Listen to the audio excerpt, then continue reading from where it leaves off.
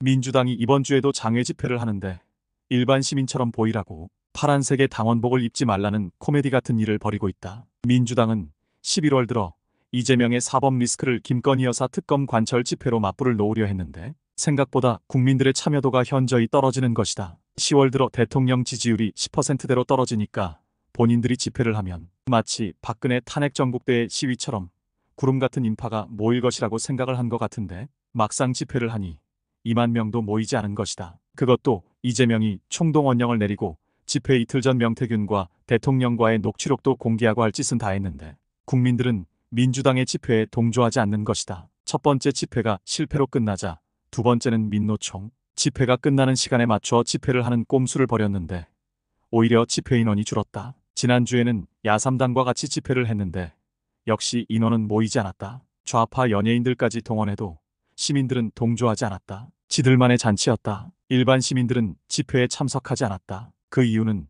현재의 대통령에 대한 부정적 여론이 높긴 하지만 여러 가지 범죄 혐의로 재판을 받고 유죄 선고까지 받고 있는 이재명이 주도하는 집회는 국민들이 그 의도를 뻔히 알고 동조하지 않는 것이다.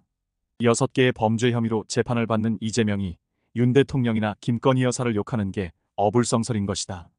쉽게 말해 뭐 묻은 개가 뭐 묻은 개 나무라는 격기다. 그러니 이도저도 안 되니 이제 대국민 사기극을 펼치려는 것이다. 민주당은 각 지역 시도당 위원회에 이번 주 집회에 파란색 이외의 옷을 입고 참석하라는 공지문을 보냈고 민주당의 깃발도 사용하지 않기로 했다. 한마디로 민주당인 척하지 말고 일반인인 척하라는 당 관계자의 말이 있었다는 것이다. 즉 정권 규탄 집회에 당원보다 일반 시민이 많이 참석한 것처럼 보이고 싶어서 이런 방침을 내렸다는 것이다. 이게 대국민 사기극 아니고 무엇인가? 동원해서 모인 당원들을 당원이 아닌 것처럼 보여서 일반 시민들이 참석한 것처럼 보이려는 꼼수에 불과한 것이다.